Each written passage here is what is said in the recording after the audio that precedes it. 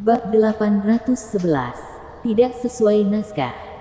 Setelah Hien Sun memberikan penjelasan, dia juga menunjukkan foto dan tanda tangan Master Louis ke semua orang. Tanda tangannya yang unik itu tidak dapat ditiru dengan mudah. Dengan ini, semua orang semakin percaya dengan alasan dari Hien Sun. Ternyata ini adalah balasan dari Master Louis kepada kita para penggemarnya yang setia. Tidak heran harga awalnya begitu rendah. Pil awet muda yang begitu berharga. Master Louis juga bersedia membagikannya. Master Louis benar-benar sangat agung. Master Louis adalah idola aku seumur hidup. Di sana ada banyak penggemar lukisan Master Louis. Mereka semua datang ke acara lelang karena ini juga karena nama Master Louis. Ketika mendengar idolanya begitu baik, mereka semua merasa sangat tersentuh. Namun tentu saja di sana ada yang masih berakal sehat. Para pengusaha kaya itu tidak bodoh. Mereka tidak akan seketika terpukau seperti para penggemar Master Louis. Jangankan 100.000. Jika harganya 10.000 atau 1.000, itu hanyalah harga awal. Setelah lelang sudah dimulai, maka mereka akan tahu. Harga awal yang rendah tidak akan ada pengaruhnya bagi para penggemar ini. Pengusaha tetap akan menjadi seorang pengusaha. Mereka akan mempertimbangkan semua hal untuk keuntungan. Mereka tidak percaya Master Louis benar-benar begitu baik. Jika beberapa pil awet muda itu benar-benar memiliki manfaat seperti yang dikatakan, kenapa Master Louis tidak memberikannya kepada saudara atau teman baiknya? Tetapi dia justru memberikannya kepada para penggemar. Apa jangan-jangan para penggemar ini lebih berarti daripada kerabatnya? Jangan bodoh. Para pengusaha seketika langsung menyadari kebenarannya. Namun mereka tidak mengatakannya. Mereka benar-benar licik.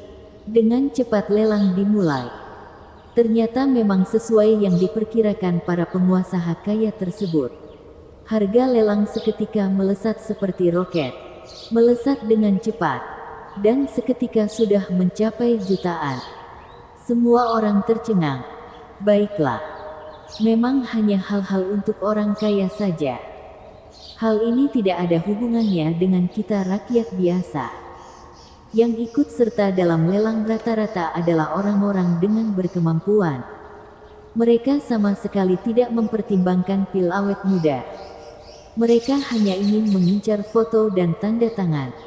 Demi sebuah foto. Terlebih lagi ada tanda tangan di belakangnya.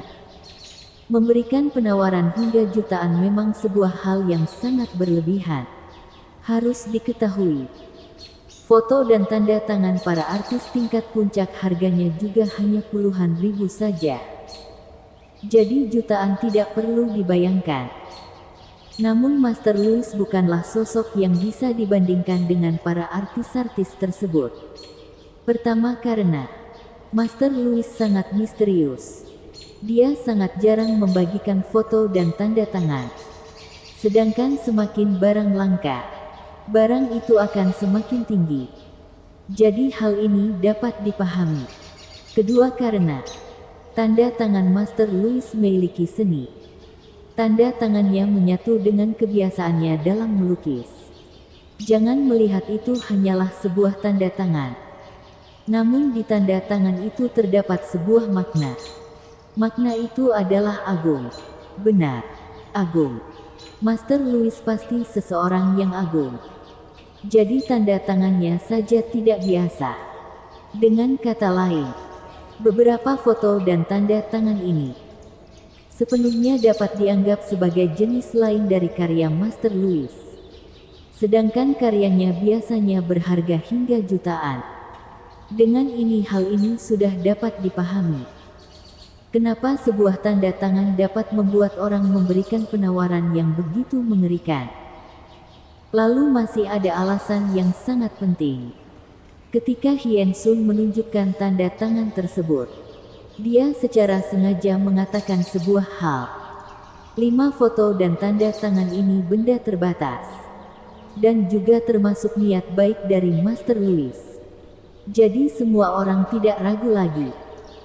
Sejak Master Louis memamerkan karya Flourish Roses di rumah lelang Dongzhen, semua orang percaya keluarga Sun pasti memiliki hubungan dengan Master Louis. Jika Hien Sun mengatakan barang terbatas, maka ucapannya pasti benar. Jadi, 5 tanda tangan ini tidak peduli dibeli untuk disimpan atau untuk meningkatkan martabat, semuanya tidak akan rugi. Semua pengusaha memberikan penawaran. Dengan cepat kelima tanda tangan ini terjual dengan harga lebih dari 1 juta EI. Sepertinya ada yang salah. Bukankah yang dilelang itu pil awet muda? Lupakanlah. Sudah tidak penting. Rumah lelang lantai 2. Di sebuah ruangan VIP yang sangat luas. Louis Lu melirik sejenak ke bawah melalui jendela. Lalu sudut mulutnya terangkat.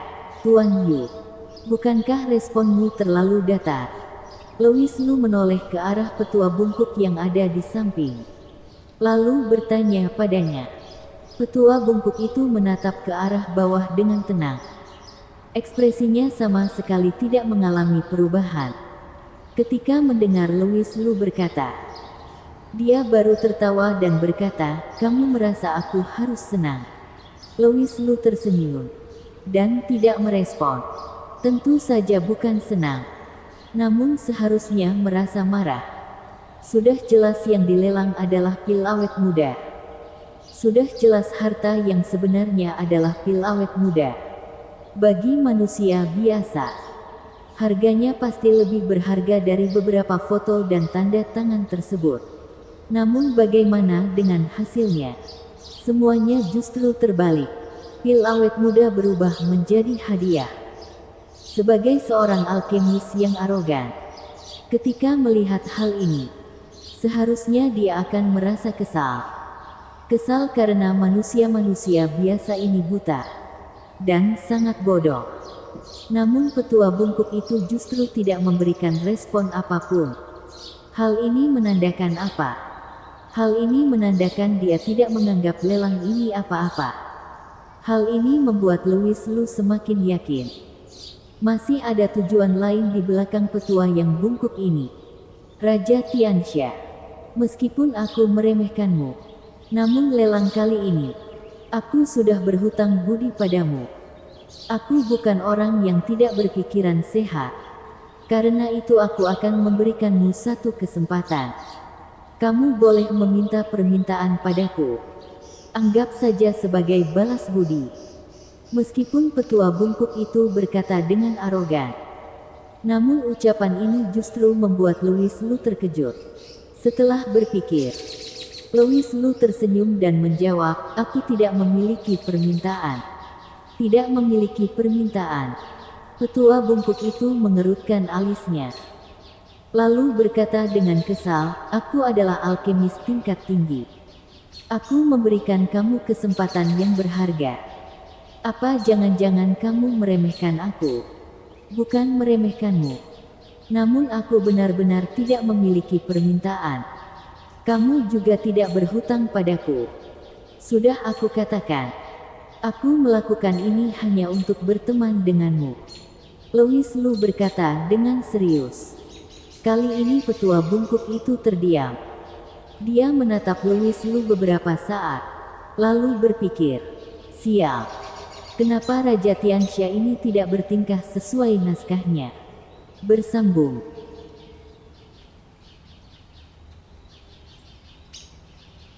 Bab 812. Buku teknik kamar. Petua bungkuk itu merasa kode dari dirinya sudah sangat jelas. Aku ini alkemis tingkat tinggi.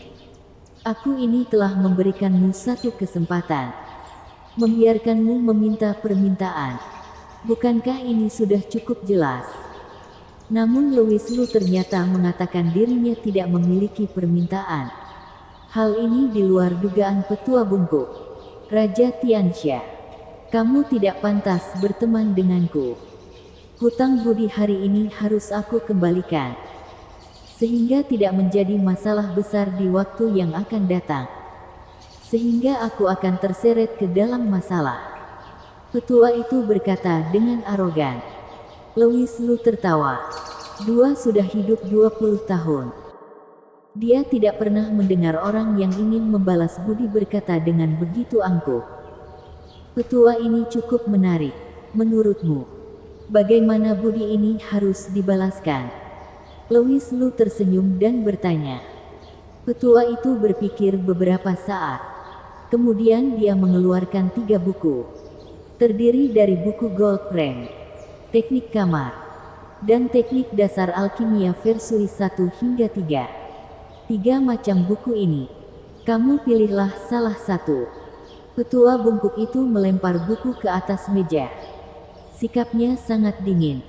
Hingga saat ini, Louis Lu yakin petua bungkuk ini datang untuk dirinya. Mengenai melelang pil awet muda, itu hanyalah cara untuk menarik perhatiannya. Apa jangan-jangan dia adalah NPC yang dibicarakan itu? Bukankah hanya perlu memberikan materi dan pengalaman saja kemudian langsung pergi? Kenapa harus bertele-tele dan merepotkan seperti ini? Louis Lu merasa, kenapa di sekitarnya terdapat ada orang-orang yang aneh seperti ini? Apakah hal ini nyata? Apa jangan-jangan ini adalah kondisi yang tidak bermoral? Louis Lu sedikit panik. Dia menganggap dirinya ini adalah pria yang sangat jujur. Namun ternyata dia jatuh ke dalam perangkap yang aneh seperti. Apakah di waktu yang akan datang dirinya akan berbelok? Karena dia sudah menunjukkan tujuannya. Louis Lu tentu saja tidak akan menyia-nyiakan niat dari Tuan Yu. Jadi dia mengambil buku teknik kamar. Dan dengan puas berkata, Tuan Yu benar-benar memahami aku. Tahu aku memiliki banyak wanita. Sehingga memberikan harta yang seperti ini. Petua bungkuk itu seketika membeku. Bajingan. Jika dilihat dari panjang nama bukunya saja seharusnya kamu tahu harus memilih yang mana. Tetapi ternyata dia memilih buku teknik kamar. Apakah otaknya bermasalah? Xavier Tian, apakah ini adalah orang yang kamu maksud? Untung saja dia tidak langsung berkata akan menerimanya sebagai murid. Jika tidak dia merasa curiga kecerdasannya juga akan ditarik turun oleh orang ini. Orang tidak berguna. Petua bungkuk itu tidak menyimpan 2 buku yang lainnya. Tetapi dia langsung mengerunya. Setelah itu dia langsung pergi. Dan malas menanggapi Louis Lu lagi. Melihat petua bungkuk itu pergi, Louis Lu tersenyum. Ini pertama kalinya dia tidak marah ketika ditegur sebagai orang tidak berguna. Justru sebaliknya, dia merasa sedikit senang. Sepertinya di balik semua ini masih ada sosok hebat yang sedang bersembunyi. Petua bungkuk yang tadi itu hanyalah wayangnya saja.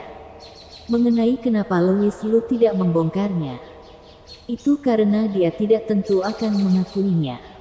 Jika tidak, dia tidak mungkin menggunakan cara ini untuk memberikannya buku alkimia.